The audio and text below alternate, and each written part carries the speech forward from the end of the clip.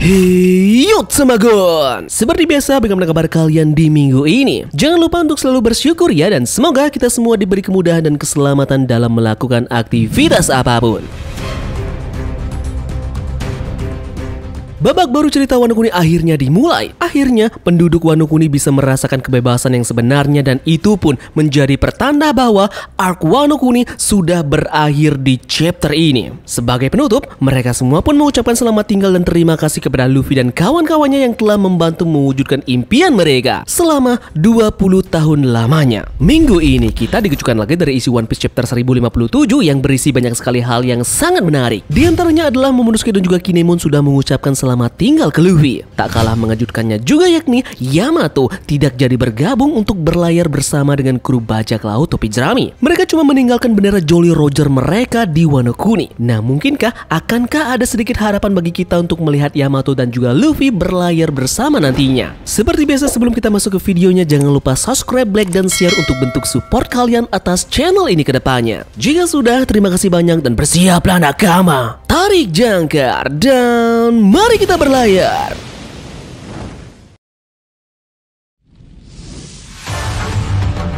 Chapter 1057 kita kali ini diberi judul Akhir. Nah, judul ini langsung akan berhubungan dengan rangkuman yang ada pada chapter kali ini yang terfokus untuk menutupi akhir dari cerita Wano Kuni. Chapter kita kali ini mendapatkan sampul cover yang tentunya terhubung ke chapter sebelumnya, masih mengisahkan perjalanan tanpa emosi dari Jerma 66. Nah, kali ini Caesar Clown mencoba membantu Jerma dalam pelariannya yang sedang diincar oleh Charlotte Katakuri dan Charlotte Oven. Mungkinkah Caesar Clown ini memanfaatkan situasi ini untuk mendapatkan sesuatu dari Vinsmoke Jaji ini nantinya?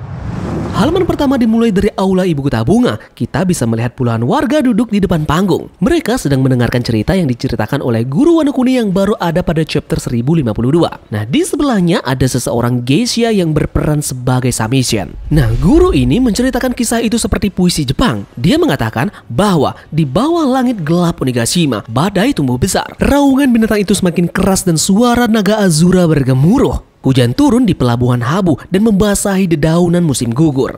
Guru ini pun mengakhiri dengan mengatakan untuk membalas kematian Kozuki Oden. Pengikut setianya pun naik ke panggung. Guru itu mengatakan dia tidak memiliki bakat verbal yang hebat, namun dia meminta orang-orang untuk memberinya kehormatan untuk menceritakan kisah ini. Sebuah cerita yang dimulai pada malam festival api. Nah, kita beralih lagi ke hutan dekat pelabuhan Tokage di Udon. Kita di sana bisa melihat Momonosuke berlari dengan bentuk naganya. Di atasnya ada Kinemon dan juga Yamato. Momonosuke dan juga Kinemon terkejut dengan kata-kata dari Yamato. Momonosuke bertanya kepada Yamato, apakah dia tidak pergi ke laut? Yamato menjawabnya, aku tidak akan pergi. Aku sudah memberitahu Luffy dan juga krunya. Momonosuke pun terkejut dengan keputusan dari Yamato ini dan bertanya-tanya apakah Yamato takut akan sesuatu. Tapi dia mengatakan bukan itu. Yamato sudah mengambil keputusannya sendiri. Yamato berkata, "Yip, itulah keputusanku." Oden memulai perjalanannya dengan berkeliling negeri ini kan? Aku juga tidak tahu apa-apa tentang dunia luar. Nah, jadi aku akan mengikuti jalan yang sama dengan Oden dan suatu hari nanti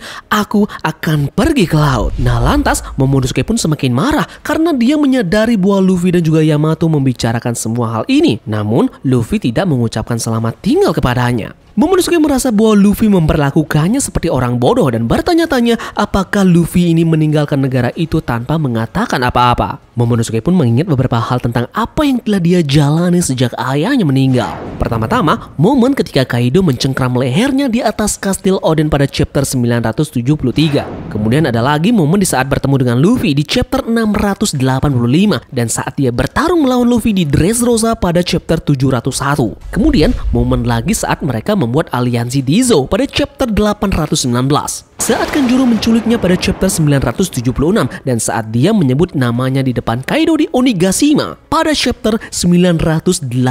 Nah, kemudian ada juga momen Luffy memintanya untuk menghentikan Onigashima setelah melawan Kaido dengan tubuh dewasanya. Itu ada pada chapter 1026. Lanjut, sekarang kita kembali ke masa sekarang. Setelah semua kenangan ini, Momonosuke bertanya-tanya apakah Luffy punya hati. Nah, kemudian dia mengatakan Luffy adalah pria yang kejam dan salah tentang dia karena dia dia pikir Luffy berbeda. Kemudian Momonosuke mengatakan bahwa Luffy salah mengartikan kebebasan. Kinemon juga sangat amat marah dan mengatakan bahwa dia ingin melihat penjelasan Luffy karena memperlakukan Shogun seperti ini. Momonosuke ini berpikir bahwa Luffy ini adalah temannya. Namun Yamato ini menengahi dan mereka seharusnya jangan marah kepada Luffy. Namun nyatanya Momonosuke tetap marah saja dan akan memukul dan menggigitnya ketika dia menangkap Luffy nantinya. Kemudian panel berpindah kembali dan kita menuju ke pelabuhan Tokage di Udon. Di sana ada kapal Luffy, Lau dan juga Kid siap untuk berangkat. Lau memberitahu Luffy bahwa lain kali kalau mereka bertemu, mereka akan menjadi musuh. Luffy mengatakan tidak masalah. Chopper pun terlihat mengatakan selamat tinggal ke Torao. Namun tepat sebelum mereka pergi, Momonosuke mencapai pesisir pantai. Dia berubah menjadi bentuk manusia dan menyerang Luffy bersama dengan Yamato. Singkat cerita, Momonosuke pun menangkap Luffy. Kinemon menghunuskan pedangnya. Dia memberitahu Luffy apa yang dia pikirkan untuk meninggalkan Wano Kuni tanpa mengucapkan selamat tinggal kepada mereka. Dia menambahkan, Shogun sekarang sangat amat marah dan menginginkan penjelasan dari Luffy ini. Momonosuke berkata kepada Luffy, tolong jangan tinggalkan aku akan sangat kesepian. Tetaplah bersama kami selamanya, jangan tinggalkan aku ingin berterima kasih. Berkat kalian, sekarang kami bisa tersenyum lebar. Terima kasih telah membantuku membalas dendam orang tuaku. Aku ini sangat bodoh, aku tidak bisa mengungkapkannya dengan kata-kata. Jadi tolong jangan pergi. Para kru bajak laut topi jerami ini senyum-senyum melihat Momonosuke yang menangis. Luffy pun meminta sesuatu kepada Usopp. Dia sudah menyiapkan ini spesial untuk Momonosuke. Luffy berkata, kami sudah menunggumu di sini karena aku ingin memberikan ini padamu. Sikap apa-apaan itu untuk seorang Shogun. Kami semua tahu bagaimana orang sepertimu, walaupun kau tiba-tiba menjadi besar dan kuat, kau tetaplah idiot dan juga pengecut. Momonosuke lantas membuka hadiah yang diberikan oleh Luffy tersebut. Dia menyadari bahwa itu adalah bendera bajak laut topi jerami yang sangat amat besar. Luffy mengatakan bahwa jika dia dalam situasi yang sangat sulit, letakkan ini di suatu tempat di Wano Kuni. Jika misalkan di masa depan beberapa orang berbahaya datang, katakan pada mereka jika mereka ingin menguasai pulau ini, itu berarti mereka ingin bertarung dengan bajak laut topi jerami. Nah, sesaat Luffy mengatakan hal ini, Momonosuke menangis lagi saat dia melihat Luffy. Momonosuke berkata, jadi aku adalah salah satu dari kalian. Luffy kembali berkata kepada Kinemon, Yamato dan juga Momonosuke, jika kalian memutuskan ingin menjadi bajak laut, maka aku akan segera datang. Namun aku tidak menerima seorang pengecut. Aku serahkan semuanya di tanganmu sekarang, Yamato. Yamato menjawab, tentu saja.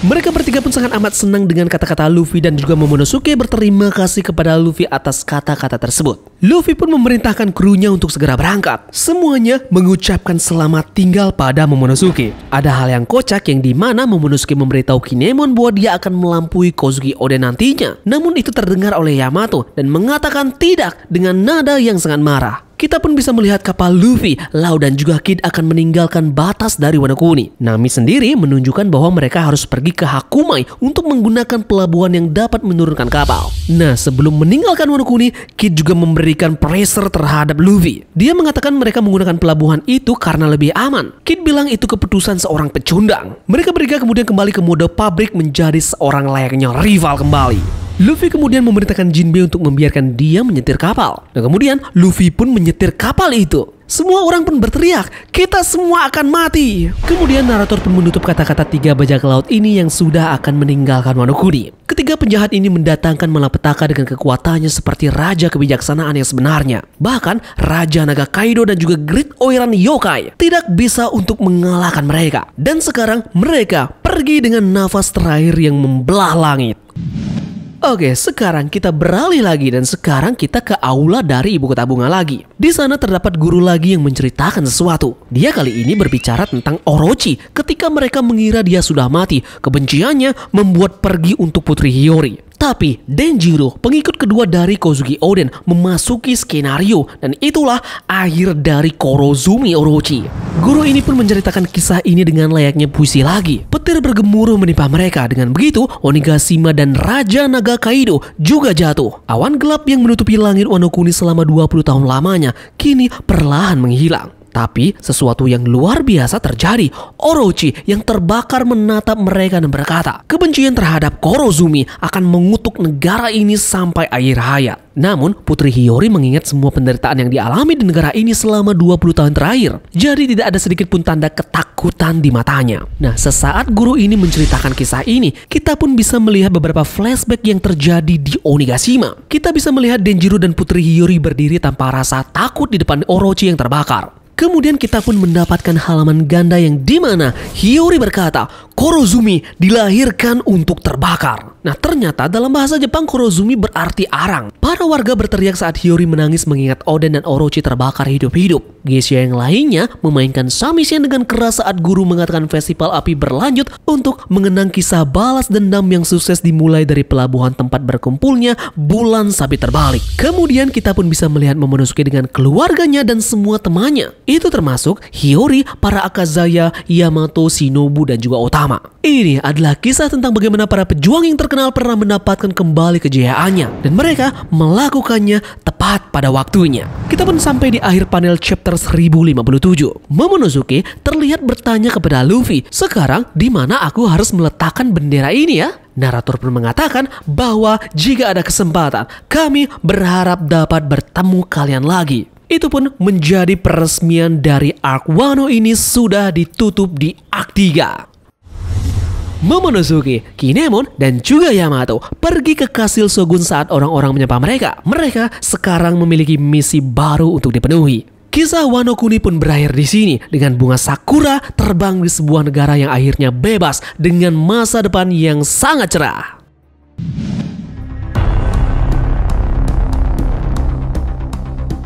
Overall, chapter kali ini banyak merangkum mengenai arc Wano Kuni yang ditutup dengan satu persatu para bajak laut akan meninggalkan Pulau Wano. Menariknya bagaimana membahas Wano Kuni dijadikan wilayah teritorial bajak laut kru tepi jerami dengan simbol meninggalkan Jolly Roger mereka di sana. Nah, uniknya daerah teritorial kru tepi jerami ini diisi dengan beberapa wilayah yang terhitung vital. Seperti contoh daerah kekuasaan mereka adalah Pulau Manusia Ikan. Nah, di pulau ini berisi dengan senjata kuno Poseidon yaitu Shirahoshi. Itu pun mengamankan posisi senjata kuno tersebut di daerah kekuasaan bajak laut topi jerami. Bahkan, belum lagi sekarang adalah wilayah Wano Kuni menjadi wilayah teritorial selanjutnya. Senjata kuno lagi-lagi berada di daerah ini. Itu adalah Pluton. Jadi secara tidak sengaja, kru bajak laut topi jerami sudah memiliki dua senjata kuno ini meskipun mereka tidak membawanya untuk berlayar.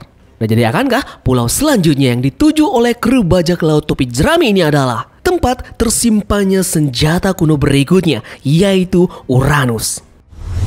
Belum lagi hal yang mengejutkan kita semua, Yamato tidak jadi bergabung untuk menjadi bagian dari kru bajak laut topi jerami. Tentunya ini di luar ekspektasi kita, bukan? Namun dengan melihat beberapa alasan yang logis, bisa jadi itu pun menguatkan Yamato memang harus berada di Wano Kuni untuk saat ini. Semisal poin penting alasannya yakni buah iblis miliknya yaitu Oguchi no Makami. Buah iblis ini terkenal dengan tugasnya sebagai penjaga kuil di Jepang. Nah, ini pun masuk ke alasan dia harus menjaga pulau Wano Kuni ini sekarang. Yamato pun jika pun masuk ke dalam kru, kita masih belum mengetahui posisi darinya di kapal. Momonosuke juga perlu bantuan dari Yamato untuk menjaga Wano Kuni. Karena untuk saat ini, para Akazaya masih banyak yang terluka dan sulit untuk meninggalkan Momonosuke sendirian di Wano Kuni. Belum lagi kita mengetahui adanya Pluton di Wano yang menjadi incaran banyak bajak laut karena informasinya sudah tersebar. Selain itu, belum adanya tanda-tanda Yamato tidak punya bounty menjadi alasan utama dia belum bisa bergabung dengan kru bajak laut topi jerami. Karena aneh rasanya bukan, jika dia sudah bergabung namun belum memiliki nilai bounty. Yep, mungkin itu saja yang bisa Tamagon jabarkan dan review mengenai chapter terbaru kita yaitu di chapter 1057.